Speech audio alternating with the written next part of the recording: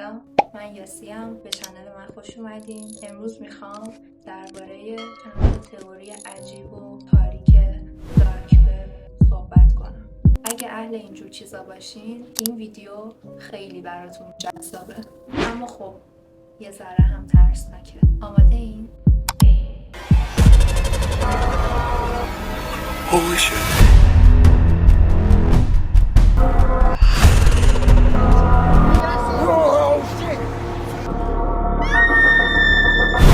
سایت های دارک وب به عنوان هوش مصنوعی آزمایشی. یه تئوری هست که میگه خیلی از صفحات دارک وب ساخته دست انسان نیستن، بلکه برنامه‌هایی هستن برای آزمایش ساختار انسان‌ها.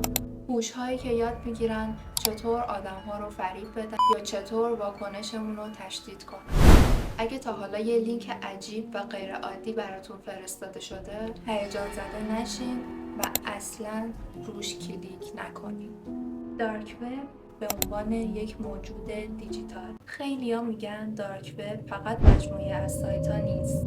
یک چیزی شبیه یک موجود دیجیتال یا هوش جمعی پنهانه. ایدهش اینه که هرچی بیشتر داخلش میچرخین، اون هم شما رو بیشتر میشناسه. عاداتتو یاد میگیره و بر اساس ترسات واکنش میده. دقت کردین وقتی به یه چیزی فکر میکنین یا در موردش صحبت میکنین اکسپلورتون پر میشه از اون چیز؟ هرچی بیشتر اسکرول میکنین بیشتر اون موضوع براتون پیدا میشه. حالا تصور کن اون اطلاعات توی دارک وب میتونه چجوری باشه؟ ماریانا وب یا بخش‌های کشف نشده. یه افسانه از بخش‌هایی از لایه‌های اینترنت هست که عمق خیلی بیشتری دارن. اسمش بعضی وقتا ماریانا وبه. ایدهش اینه که اطلاعات خیلی حساس و عجیب، چیزایی در مورد تاریخ پنهان یا فناوری‌های ممنوعه اونجاست.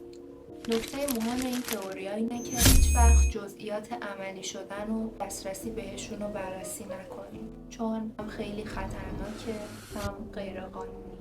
آخرین تئوری میگه که یه لینک خاص یا یک صفحه نهایی وجود داره که باز کردنش میتونه اینترنت شما رو نابود کنه. آی پی ها پاک، داده ها ناپدید، انگار هیچ وقت آنلاین نبودی.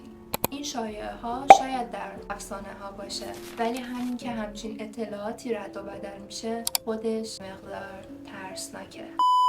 شما چی فکر میکنید؟ به نظرتون کدوم تئوری از همه ترسناکتر بود؟ اگه از این ویدیو خوشتون اومد لایک کنین، سابسکرایب کنین، به کامنت ها بنویسین از کدوم تئوری بیشتر لذت بردین.